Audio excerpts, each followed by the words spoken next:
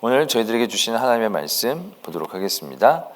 구약성경 열왕기상 9장 1절로 9절까지의 말씀입니다.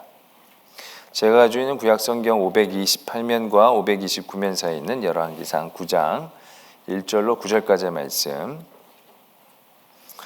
저와 여러분들이 한 절씩 교독 드리도록 하겠습니다. 열왕기상 9장 1절로 9절까지의 말씀입니다. 솔로몬이 여호와의 성전과 왕궁 건축하기를 마치며 자기가 이루기를 원하던 모든 것을 마친 때에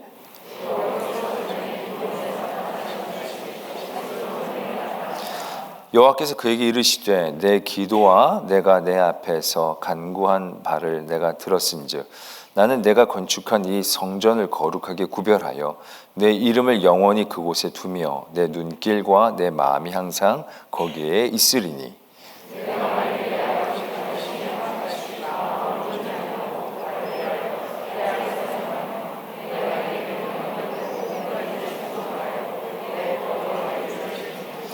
내가 내 아버지 다윗에게 말하기를 이스라엘의 왕위에 오를 사람이 내게서 끊어지지 아니하리라 한 대로 내 이스라엘의 왕위를 영원히 견고하게 하려니와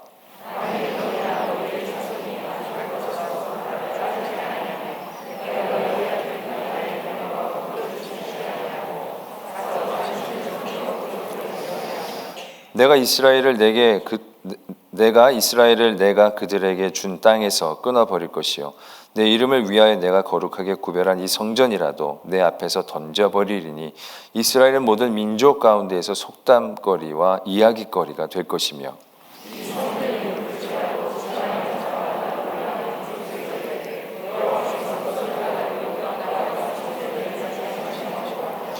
함께요. 대답하기를 그들이 그들의 조상들을 애굽 땅에서 인도하여 내신 그들의 하나님 여호와를 버리고 다른 신을 따라가서 그를 경배하여 섬김으로 여호와께서 이 모든 재앙을 그들에게 내리심이라 하리라 하셨더라. 아멘. 하나님의 말씀입니다. 네, 솔로몬이 하나님의 성전을 봉헌하고 하나님께 기도하고 또한 성전에서 또 제사를 드렸던 봉헌식에 대한 말씀들을 8장까지 나눴습니다. 그리고 오늘 9장 1절에 보면 솔로몬이 여호와의 성전과 왕궁 건축하기를 마치며 자기가 이루기를 원하던 모든 것을 마친 때라고 적고 있습니다. 어떻게 보면 8장의 끝과 시간적으로는 차이가 있을 수 있는 그러한 본문이 됩니다. 성전을 짓는 데는 7년 정도 걸렸습니다. 자기 왕궁을 짓는 데는 한 13년 정도 지났던 거죠. 그러니까 이 8장의 끝과 이 9장 1절과의 차이에는 10몇 년이라는 차이가 있을 수도 있다라고 생각을 해보게 됩니다. 그러나 솔로몬이 하나님 앞에 큰 은혜를 입고 또 8장에서 저희가 말씀으로 은혜를 나눴지만 참 솔로몬이 성전을 지었음에도 불구하고 하나님 앞에 기도한 그 기도의 제목들, 바람이라는 것들이 얼마나 신앙적으로 건강한 것이었던가 우리가 나눌 수 있었듯이 솔로몬은 그런 가운데서도 또 하나님 앞에서 잘 세워져 나갔던 일들을 보게 됩니다. 그리고 그런 것들을 다 마치고 나서 이제 하나님께서 솔로몬에게 나타나셔서 이제 말하자면 큰 복을, 축복을 해주시는 복을 주신다라고 얘기하시는 부분들을 오늘 보게 됩니다. 네가 기도하고 간구하는 바를 들었다. 그래서 나는 네가 건축한 이 성전을 거룩하게 구별해서 내 이름을 영원히 거기에다 두겠다. 그리고 내 눈길과 내 마음이 항상 거기에 있겠다. 얼마나 귀하고 아름다운 말씀이십니까?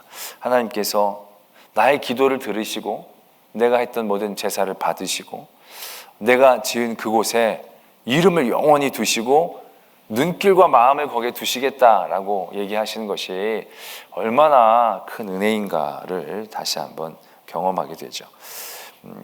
그런데 그리고 나서 이제 네가 아버지 다윗 같이 행하면 그 은혜와 복을 계속 주겠다. 왕위가 영원히 견고하게 설 것이다 이제 그런 복을 허락해 주시면서 6절에서부터는 그렇지 않으면 떠나게 되면 너희들에게 그러한 어려움이 있을, 말하자면 경고의 말씀 또한 적혀져 있는 것을 보게 되는 것이죠. 내가 거룩하게 구별한 성전이라도 내 앞에서 던져버리고 모든 민족들에게서 속담거리와 얘기거리가 되어버릴 수도 있다라는 경계 말씀 또한 잊지 않는 그런 부분들을 보게 됩니다. 우리가 이 대목에서 사무엘 하 7장에서 나오는 하나님께서 다윗에게 주셨던 그 은혜의 복된 말씀들, 그 말씀들을 한번 우리가 살펴볼 필요가 있을 것 같은데요.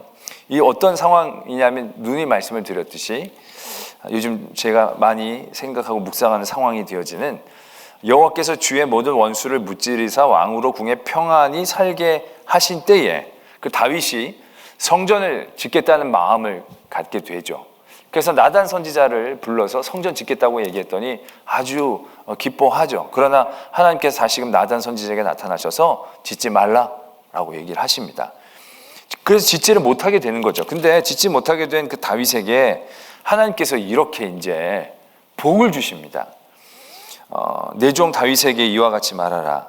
만군의 여호와께서 이와 같이 말씀하시기를 내가 너를 목장 곧 양을 따르는 데에서 데려다가 내 백성 이스라엘의 주권자로 삼고 내가 가는 모든 곳에서 내가 너와 함께 있어 내 모든 원수를 내 앞에서 멸하였은즉 땅에서 위대한 자들의 이름같이 내 이름을 위대하게 만들어 주리라.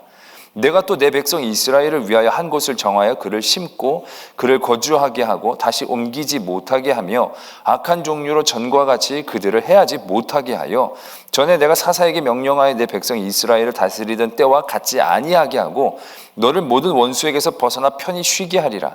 여호와가 또 내게 이르노니 여호와가 너를 위하여 집을 짓고 내 수완이 차서 내 조상들과 함께 누울 때에 내가 내 몸에서 날 내 씨를 내 뒤에 세워 그의 나라를 견고하게 하리라. 그는 내 이름을 위하여 집을 건축할 것이요 나는 그의 나라 왕위를 영원히 견고하게 하리라. 나는 그에게 아버지가 되고 그는 내게 아들이 되리니 그가 만일 죄를 범하면 내가 사람의 매와 인생의 채찍으로 징계하려니와 내가 내 앞에서 물러나게 한 사울에게서 내 은총을 빼앗은 것처럼 그에게서 빼앗지는 아니하리라. 내 집과 내 나라가 내 앞에서 영원히 보존되고 너의 왕위가 영원히 견고하리라 하셨다 하라.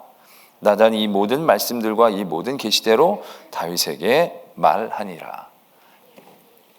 이것이 성전을 지으려고 했다가 짓지 못하게 된 다윗. 그러니까 성전을 지은 게 아닙니다. 다윗은 생각만 하고 말만 한 겁니다. 생각만 하고 말만 한 다윗에게 하나님은 선지자를 통해서 이러한 복을 주십니다. 이 다윗에게 주신 복은 어떠한 조건이 딸려져 있지를 않습니다. 그냥 내리 사랑입니다. 내가 너를 계속 사랑할 것이고 너를 내가 계속 지켜주고 너를 위대하게 하고 또 내가 너의 아들을 왕으로 세워주고 그러다가도 내가 너 아들이 만약 죄를 범하면 내가 사람의 매와 인생의 채찍으로 징계하겠지만 사울에게서 은총을 빼앗은 것처럼 그에게서 빼앗지도 아니할 것이다. 이렇게까지 말씀하고 계신다는 거죠. 지금 솔로몬에게는 네가 다윗처럼 잘 섬기면 내가 복을 주고 못 섬기면 냉정하게 버리겠다라고 얘기하셨거든요.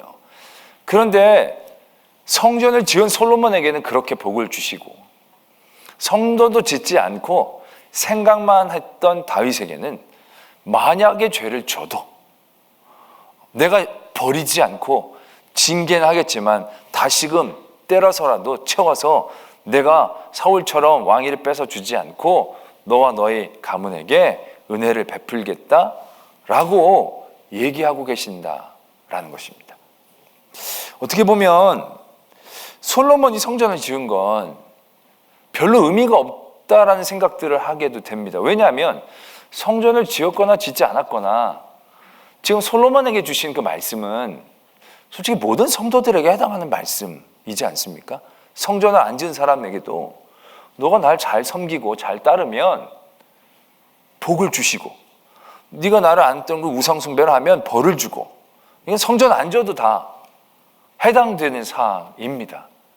솔로몬은 특별히 대단히 귀한 하나님의 일들을 감당하고 그 일들을 통해서 하나님 앞에 영광을 돌린다라고 애썼음에도 불구하고 솔로몬이 받은 은혜라고 얘기하는 것들은 다윗에 비해서 볼 때 너무 복 같지 않아 보이는 그런 느낌을 받게 되는 거죠. 이건 뭐 꼭 성전을 지은 사람에게만 해당하는 것은 아닌 것 같은, 정말로 성전을 지은 일에 대한 하나님의 기쁨과 하나님에 대한 어떠한 보상이 있으려면 네가 죄를 져도 몇 번은 봐주겠다라든지, 내가 좀 때려서 아프긴 하더라도 죽지는 아니할 거라든지, 내가 네 이름을 영원히 성전에다 네가 지은 곳에 내 이름을 영원히 두면 그 영원이라는 게 유효해야 되잖아요. 뭐 여러 가지 조건 이런 것 없이 그 말하자면 무조건적으로 언컨디셔널하게 죄를 져도 내가 지켜주겠다. 그래서 그것만 지켜주시면 다시금 그거 바라보고 돌아올 수 있는 어떤 마지막 어떠한 비상구처럼, 그래야 어떤 성전을 지은 어떤 가치나 어떤 대가나 보상들을 충분히 받았다라고 생각할 수 있을 것 같은데, 오늘 이 솔로몬에게 나타나셔서 하나님이 말씀하신 건 솔직히 많이 섭섭한, 우리가 기대하고 바라는 어떠한 복보다는 좀 많이 섭섭하고 부족하지 않나라는 생각들을 하게 된다라는 것이죠.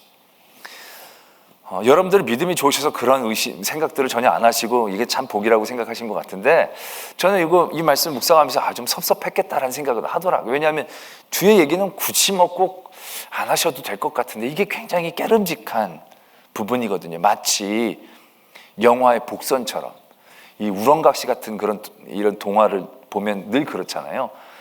절대 나를 보면 안 됩니다. 그게 꼭 그렇잖아요. 그거 꼭 보라는 얘기처럼 나중에 꼭 거기에 걸리잖아요.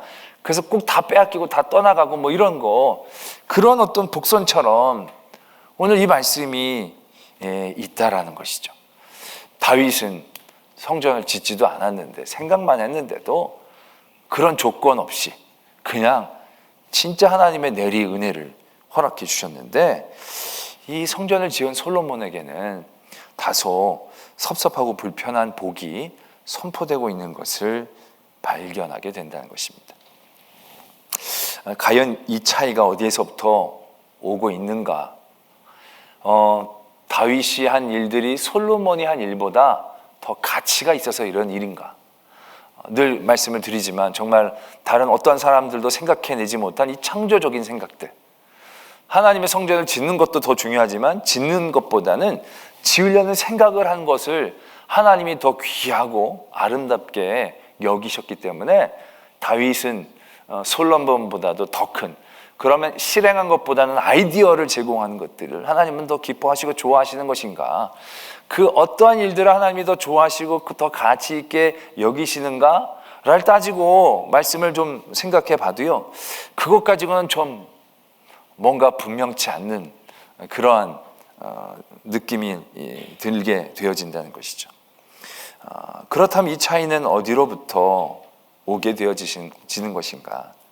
결국 솔로몬이 했던 일들, 다윗이 했던 일들에 대한 문제가 아니고 다윗의 중심과 솔로몬의 중심을 보시는 하나님의 마음이지 않는가라는 생각을 해보게 됩니다.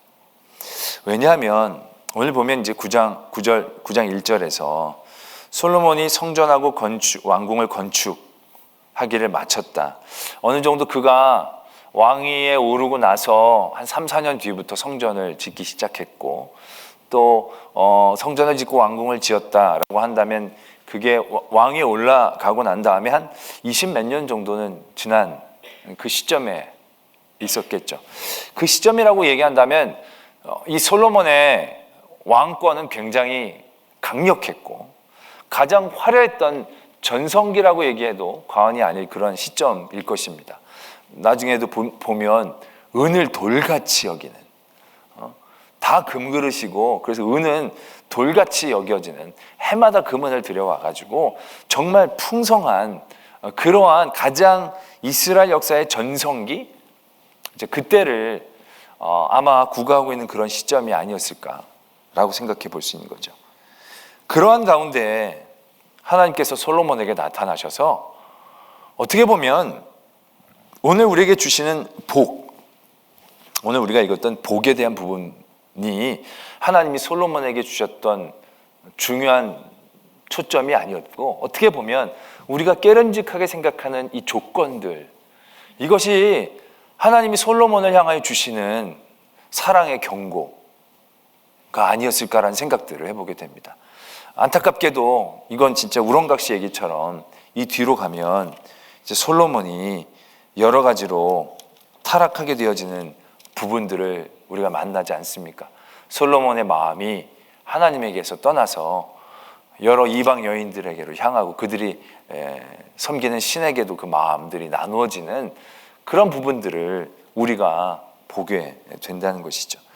결국 그러한 마음의 상태를 하나님께서 보시고 성전을 지은 축복을 해주시기 위하여 나타났다라기보다는 그런 가운데 하나님이 주신 은혜의 자리에서 솔로몬이 그 은혜를 잃지 않고 더욱더 하나님 앞에서의 바른 자리를 지켜내게 하기 위한 하나님이 솔로몬을 향한 그 사랑이 결국 이러한 조건에 대한 얘기가 아닌가라는 생각들을 해보게 됩니다. 우리가 구약 성경에서 보면 이 조건들을 끊임없이 만나게 됩니다.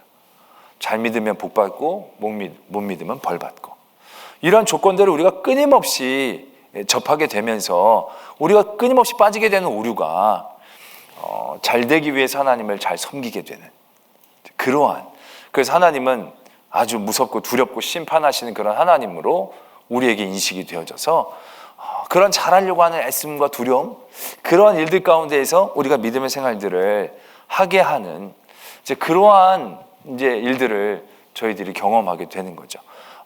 잘 믿으면 복 받고 못 믿으면 벌 받고, 그래서 벌 안 받으려고 잘 믿는, 복 받으려고 잘 믿는, 이런 식의 구도로 우리가 그 하나님의 말씀을 받게 되는데, 오늘 솔로몬에게 주신 이 하나님의 복의 중심을 우리가 제대로 이해한다면 하나님께서 그렇게 얘기해 주셨던 것도 어떠한 마음 가운데서 우리에게 주신 말씀인가를 이해할 수 있게 되어지지 않을까라는 생각들을 해보게 되는 거죠.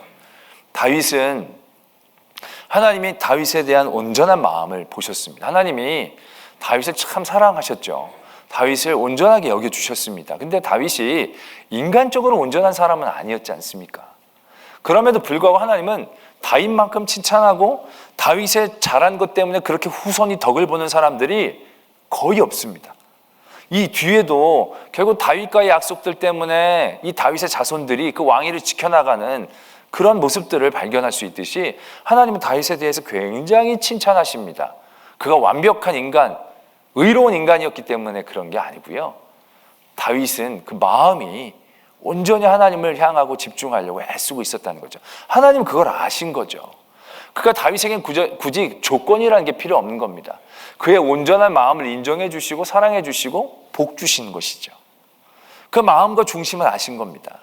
그러나 태초의 아담과 하와에서부터 많은 인간들, 또 출애굽한 많은 이스라엘 민족들, 하나님은 그들의 연약함을 보신 거죠. 오늘 솔로몬이 겪게 될 위협과 유혹들에 대하여 하나님은 안타까워하고 계시는 거죠. 이제 그가 누리는 많은 부귀 영화들, 많은 사람들에게 받았던 영광들, 그러한 자리에 솔로몬이 세워졌을 때 솔로몬의 마음은 하나님이 보시기에 연약했거든요. 그 솔로몬의 연약함을 아신 하나님께서 솔로몬에게 나타나 주셔서 솔로몬에게 말씀하십니다. 네가 성전을 지어서 축복해 주겠다라는 게 아니고요. 어떻게 보면 너가 더 잘 믿어야 된다. 너가 더 나를 잘 섬겨야 된다. 너가 했던 거 이건 아무것도 아닐 수가 있다. 네가 지금부터 나를 떠나지 않고 많은 너에게 준 이 복과 은혜를 진정한 은혜로 누릴 수 있으려면 네 아버지 다윗처럼 온전한 마음으로 깨어 있어야 한다. 늘 나를 의지하고 늘 나를 바라보는 그러한 마음 가운데 있어야 한다라는 것을 하나님은 솔로몬에게 애타게 말씀하고 싶으셨지 않겠나라는 생각들을 해보게 됩니다. 결국 많은 구약에서 하나님께서 나를 잘 믿으면 복을 받고 못 믿으면 벌을 받고 그런 말을 들었던 많은 대상자들은 늘 그 조건 가운데에 빠졌거든요. 늘 조건 가운데 흔들렸거든요. 그건 어떻게 보면 하나님께서 그들의 연약함을 아시고 그들을 더욱더 단단히 붙잡아 주시기 위하여 그들에게 주셨던 하나님의 마음이었던 거죠. 법이 아니라 하나님의 마음이었던 것입니다. 너희들 이러면 안 된다. 조금 편하다고 해해지면 안 되고 잘 믿어야 된다. 잘 믿으면 내가 너희 천대에 이르도록 복을 준다. 그런데 너희들 못 믿으면 너희들 굉장히 안 된다. 그건 벌을 주려고 하시는 게 아니라 그들의 연약함을 긍휼히 여겨주시고 그들에게 안타까움으로 주시는 조건이 되어지지 않는가 라는 그런 하나님의 중심을 다시 한번 깨닫게 되어진다라는 것입니다. 구약의 하나님이 우리들에게 참 무섭게 다가오게 됩니다. 왜요? 법으로 생각하니까요. 그러나 하나님은 법의 하나님이 아니십니다. 하나님은 사랑의 하나님이십니다. 그건 예수님 이후로 하나님이 바뀌었기 때문에 그런 게 아닙니다. 하나님이 시간이 지나면서 연세가 많이 드셔서 갑자기 유해지신 게 아닙니다.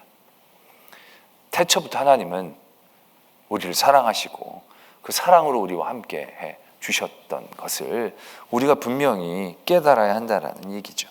그런 많은 이러한 조건들을 통해서 이 솔로몬의 연약함을 안타까워 다윗이 더 잘했기 때문에 다윗은 온전한 걸 주고 솔로몬은 작은 것을 준 게 아니고 우리의 연약함을 깨우시기 위한 하나님의 안타까운 그런 모습들을 저는 오늘 이 솔로몬을 찾아와 주신 하나님의 말씀을 통하여 느끼게 됩니다. 그리고 그 마음은 결국 예수 그리스도를 통하여 우리들에게 분명하고 선명해졌습니다. 하나님이 우리에게 주셨던 마음은 온전한 사랑이셨죠. 우리를 향하여 분노하시고 질투하셨던 그런 모든 것들도 결국 우리를 멸하시려고 하시는 것이 아니라 우리로 깨달아 다시금 치유받고 회복되어지기를 원하시고 돌아오시기를 원하시는 그 하나님의 마음을 우리가 분명하게 알지 않았느냐라는 것이죠. 결국 그런 마음 가운데에서 우리의 신앙들을 다시금 붙잡고 우리의 삶들을 해석해낼 수 있어야 되고요. 그런 해석 가운데 우리의 삶의 어떠한 질이라고 얘기해야 되나요?